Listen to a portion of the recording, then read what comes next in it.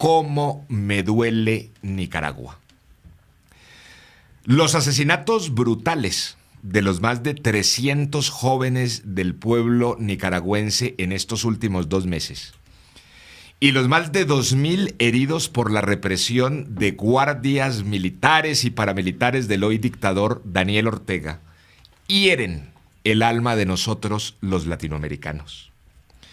Pero hieren aún más el alma de quienes vivimos esa época en nuestra juventud, en aquel año de 1979, cuando muchos jóvenes en aquel entonces acudimos a respaldar con nuestras propias vidas las promesas de democracia y de justicia social que enarboló la revolución sandinista que se llamaba contra el dictador Anastasio Somoza. Los colombianos de hoy, los jóvenes, o no saben o no recuerdan que cientos de jóvenes de toda Colombia viajaron a Nicaragua en 1978 a luchar con sus vidas en las barricadas y en las montañas. Fue la época en que se crearon, eso no se conoce, lo que se llamaron las Brigadas Internacionalistas de Apoyo al Pueblo de Nicaragua. Fueron convocadas en la propia Plaza de Bolívar del centro de Bogotá para enlistarse, escuchen bien, enlistarse en unidades de combate contra el dictador Somoza. Han pasado desde entonces 40 años. 40 años de frustraciones ininterrumpidas de esa revolución. Miren, recuerdo, ya desde los años 80 comenzaron a verse las primeras marcas de la corrupción en el gobierno sandinista, liderado por Daniel Ortega y su hermano Humberto, quien se desempeñaba como ministro de Defensa de la Revolución. En aquella época lo recuerdo muy bien porque yo estaba en ese momento en el M-19 y visitaba con frecuencia Nicaragua porque estaba herido en esa época yo en Centroamérica.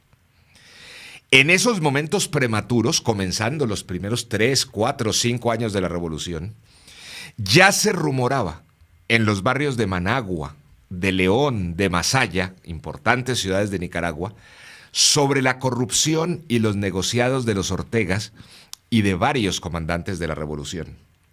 Ya se hablaba de cómo quienes habían sido excomandantes del ejército sandinista revolucionario se estaban volviendo millonarios en sus cuentas en dólares en el exterior a través de contratos corruptos con el Estado que manejaban.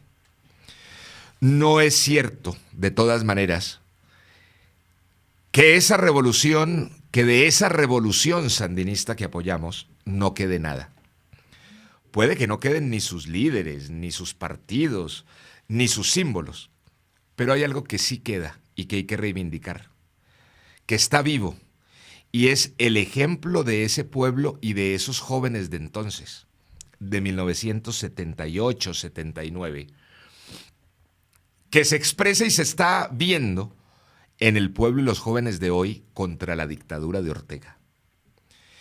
Ese pueblo y esos jóvenes que lucharon en Nicaragua contra Somoza hace 40 años son los mismos jóvenes y pueblo de hoy, solo que 2 generaciones después. Hay que decir algo con toda claridad. No importa que Daniel Ortega haya salido aún peor que Anastasio Somoza. Eso es sencillamente doloroso. Pero siempre hay que tener presente que Dios y los pueblos siempre serán mejores que sus dirigentes. En 1979, recuerdo que la participación del pueblo cristiano, sobre todo del pueblo católico de Nicaragua, fue protagónica, extraordinaria. Había líderes que afrontaron esa lucha por la libertad de entonces. Ojalá hallemos el camino para seguir también su ejemplo hoy desde Colombia y desde América Latina. Palabra.com.co